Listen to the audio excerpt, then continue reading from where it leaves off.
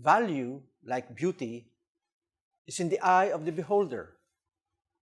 Whatever the buyer wants to pay and the seller wants to receive for a product, a service, a property, or even a business entity will depend on the judgment of the buyer and of the seller. This judgment may be based on some objective facts, but a lot of subjective factors can come into the decision. In the case of ordinary commodities, however, the value or price of that commodity would depend on the law of supply and demand in a purely competitive market where no one buyer or no one seller dominates that market. However, in the case of buying and selling businesses, the judgment of the buyer and of the seller will be purely based on their subjective valuation of the business.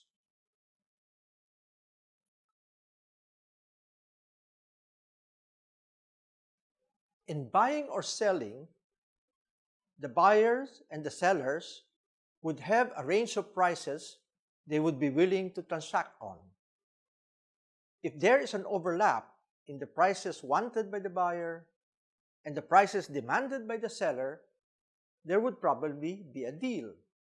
If not, there would be no sale. In a negotiation between buyer and seller, the seller would normally want a higher price than the buyer. For illustration purposes, let us take a look at the following diagram. From this diagram, one can see that there's an overlap in the prices that the buyer and the seller would be willing to negotiate on. The final sale would probably be within this area of price overlap. As depicted here, the overlap falls within the upper range of prices that the buyer is willing to pay and the lower range of prices that the seller is willing to give. In valuing any business transaction, therefore, there are always 2 points of view, the buyers and the sellers. Parties entering into any business transaction are well advised to take each other's point of view if finalizing the transaction is important to them. In buying and selling commodities, however, the law of supply and demand would prevail. This law says that buyers would be willing to buy more and more volume of goods and services as prices drop. Their demand curve would then be a downward sloping one as shown in this illustration. However, the law also says that sellers would be willing to sell more and more of their goods and services as prices rise. Their supply curve would be upward sloping one. The demand and supply curves intersect at some equilibrium point where the majority of buyers and sellers are willing to transact on. This equilibrium point falls at a certain price given a certain volume. The law of supply and demand operates within a very competitive scenario of many buyers and many sellers. In the case of buying and selling one business, the law of supply and demand may not operate. There's usually just one seller, the owners of the business, and 1 or 2 or 3 buyers. The price of the business or valuation of the business that the two parties would be willing to settle on would depend on the circumstances of the seller and the circumstances of the buyer and the prevailing conditions at that time. Whatever value the buyer perceives for one transaction and whatever value the seller perceives in that same transaction would ultimately determine the price that they agree upon.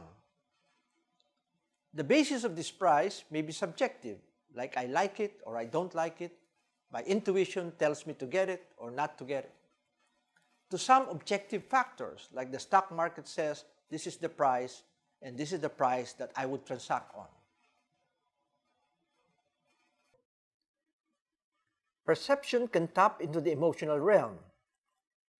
The seller may insist, this business was started by my great-great-grandfather, and I want more for it. Or it may be a purely practical decision.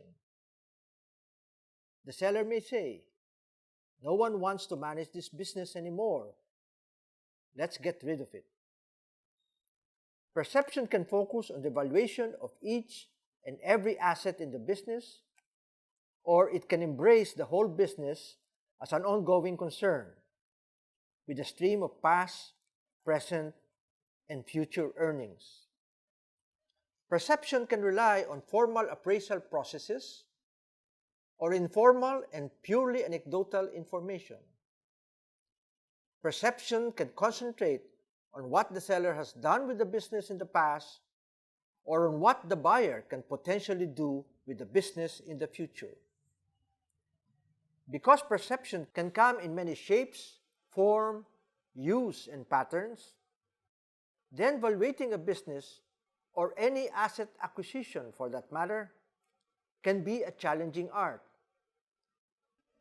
even if one wants to put a lot of science into it.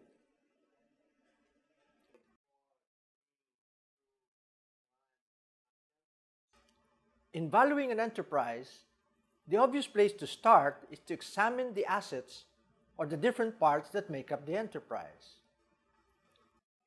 These assets are the investments made by the enterprise in cash, accounts receivable, inventories, land, buildings, machinery and equipment, vehicles, furniture and fixtures, and other assets. These are the different parts that make the whole enterprise run. The balance sheet of an enterprise will give the buyer an indication of how the accountants have recorded the assets of the enterprise over time. These accountants are supposed to follow generally accepted accounting principles. They're supposed to record the assets at acquisition prices. After that, they're supposed to deduct depreciation expenses over time, except for land. As a starting point, the buyer of an enterprise may look at the audited balance sheet of that enterprise. That buyer will probably look at the book values of that enterprise one by one. However, the seller may point out that the market prices of the land, the buildings, the machinery may have gone up much higher than the book values. This is where the appraisal of those assets or a greater scrutiny of the real prices of those assets may come in. The first item in the balance sheet is cash. The cash is either on hand or in the bank. This can be easily checked. So are the marketable securities held by the enterprise. They can be verified and even priced according to their prevailing market prices. Accounts receivable are trickier to value because some accounts may be recent and readily collectible, and some accounts may be too old and painfully uncollectible. Some accounts may be in between, with the bigger portion having good chances of collection, while a smaller portion may have low chances of collection. The buyer and seller can settle quickly on the value of accounts receivable that are certainly collectible and those that are definitely uncollectible.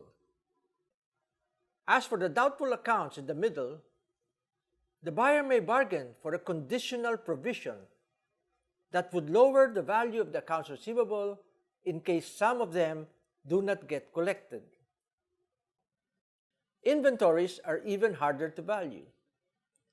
The first thing to do, however, is to conduct a physical account of the inventories.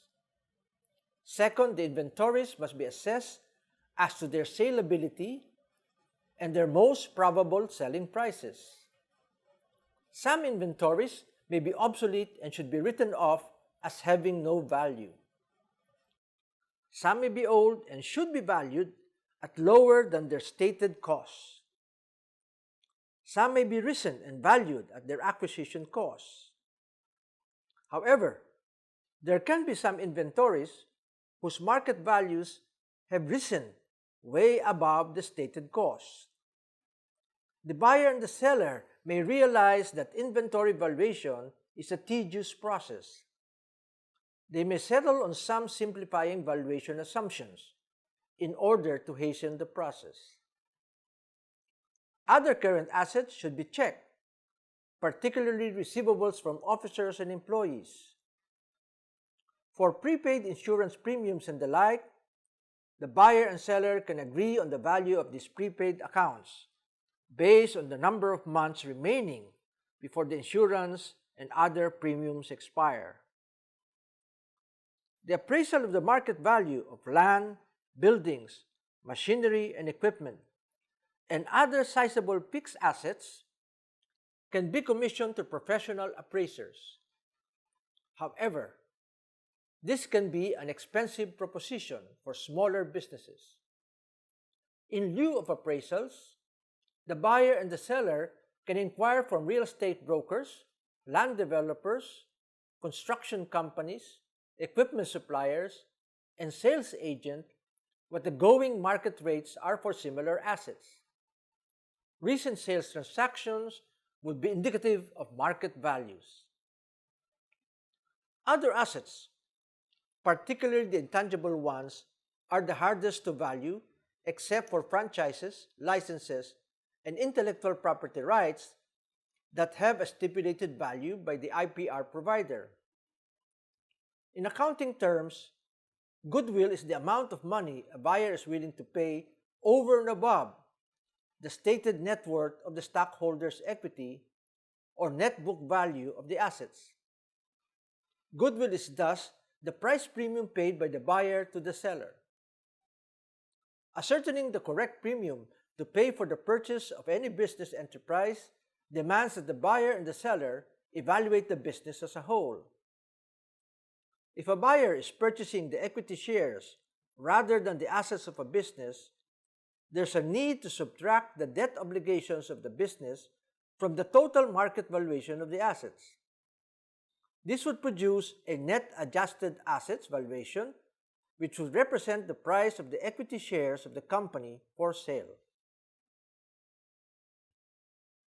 In valuing a business as a whole, it should be regarded as a going concern that generates revenues, incurs expenses, and produces profits.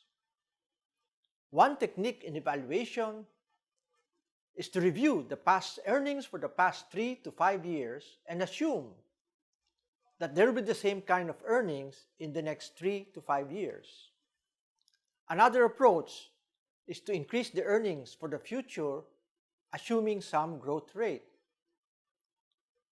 The projected earnings of the enterprise must then be discounted at some investment hurdle rate or investment yield expectation.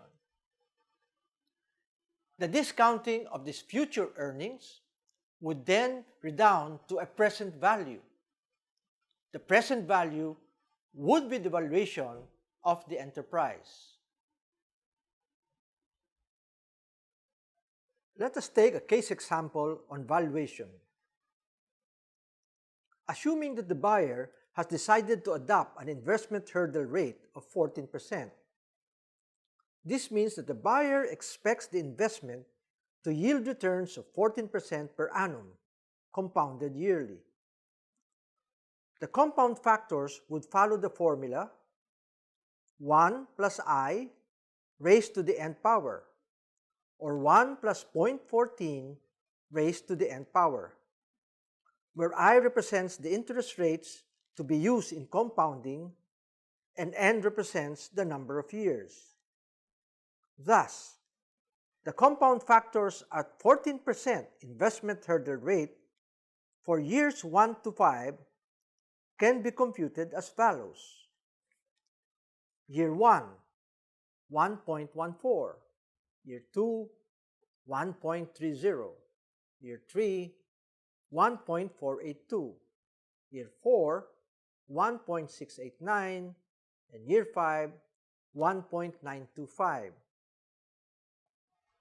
If we take an investment of say 10 million pesos, this amount would go up to 19.25 million on the 5th year. Conversely, if we were offered a future value of 19.25 million on the 5th year and asked what the present value of this amount would be equivalent to today, that is the present value, we would get the number 10 million pesos. In order to compute for this, we must get the reciprocal of 1 plus 0.14 raised to the 5th power and multiply that number by 19.25 million pesos in order to get 10 million pesos. The reciprocal presents the discount factor and is computed as follows. 1 over 1.14 raised to the 5th power equals 1 divided by 1.925 equals a discount factor of 0.510. If we multiply the discount factor of 0.510 by 19.25 million pesos, we get the present value of 10 million pesos rounded off. As a case example, assume that the business is for sale. The buyer has determined his investment hurdle rate at 14%. The buyer and seller agree that the future earnings of the company would follow the past earnings of the company. They projected the future earnings to be 5 million pesos from year 1 to year 5.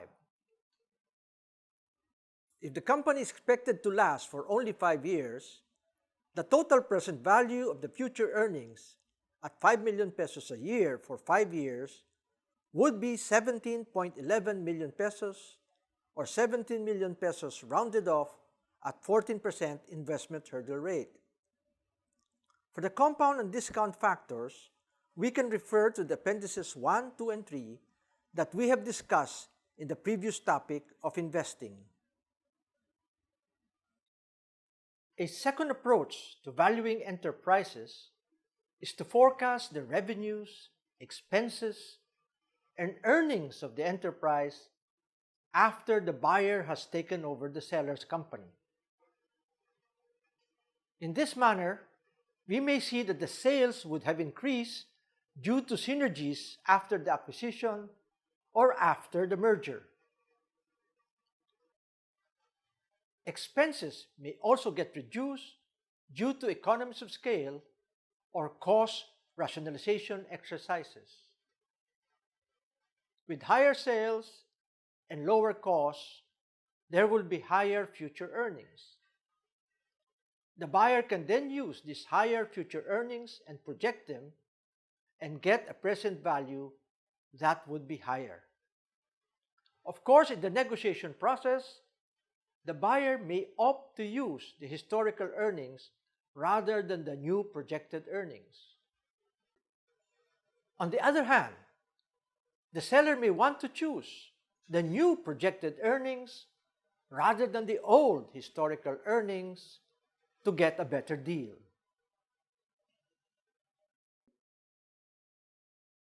A third approach to valuing a company as a whole is to estimate the market price of the shares by multiplying the expected earnings per share by a price-earnings multiple. The price-earnings multiplier can be estimated by comparing the company to similar companies in the same industries that are trading the stock market or over the counter. The future earnings per share should be multiplied by this price-earnings multiplier to get the market price. Once the market price per share is estimated, then the buyer should simply multiply the price per share by the number of shares being purchased. A fourth approach, often used for utility, cable, and other such companies, is to estimate the revenue generation potential of the company by counting the number of current or potential utility or cable connections. The number of connections will then be made the basis for establishing a total market value. The value of the whole company may be greater than the sum of its parts because of several considerations. First, a powerful brand name that has a very wide consumer appeal, built over a long period of time. Second, the marketing, operating, administrative, organizational, and financial systems are all in place and functioning very well. Third, the people in the organization may be the best in the field. Fourth, the company has built up a good network of suppliers, customers, licensees, franchisees, and service providers. Fifth, the company has huge but untapped market potentials. Sixth, the company has new products and services that promise to be winners. And seventh, the company has developed new technologies that have not yet been exploited. All of the considerations mentioned can be translated into potential revenues and earnings that are not yet configured in the financial projections. Or, the consideration may represent sustainable competitiveness that is hard to duplicate in the near future. Thus, threats from competitors may be few. Valuing these considerations, however, would challenge the most veteran valuator. At the end, it would be the best negotiator who can extract a good price for these considerations. The reverse may also be true. The whole may be less than the sum of the parts of the company. If the company has tremendous contingent liabilities or declining competitiveness, these devaluators are potential losses coming from lawsuits, unrecognized defects, possible penalties, products nearing obsolescence, weakening industry or market trends, new technologies coming in from competitors, shifts in customer preferences, and so on. The buyer should be aware of such contingencies, or at least be fully aware of the consequences of such devaluators.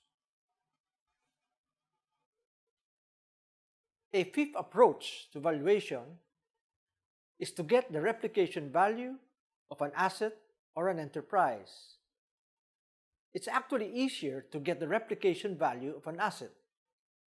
If you have a property, you may wish to find out the market price of properties in the same areas or in the same industry. It is actually more difficult to value an enterprise based on replication. No two enterprises are the same, even if they are in the same industry. In this kind of valuation, the evaluator must actually go into a business plan simulation or a preparation of a feasibility study to determine what kind of resources are needed to set up a similar enterprise. This would take many assumptions into account, and those assumptions would be uncertain at best.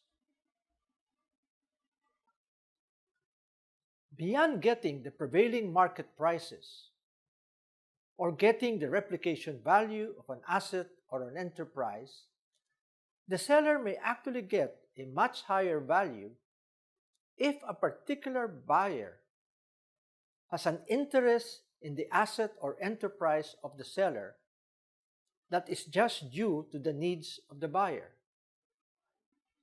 For example, a seller may actually get a higher price for his or her property or asset if the buyer wants that particular property or asset because it is adjacent to him or her. In this situation, the seller can jack up the price, and the buyer would have to agree. In another example, the seller may want to sell to his keenest competitor, and the keenest competitor may want to buy because by doing so, the market share of the joint company would actually be much, much higher. In this case, the seller can actually command a premium price. In the previous examples that I gave, the premium that the buyer is willing to pay the seller can be estimated by assessing the opportunity gains to the buyer. This is called valuing for opportunity.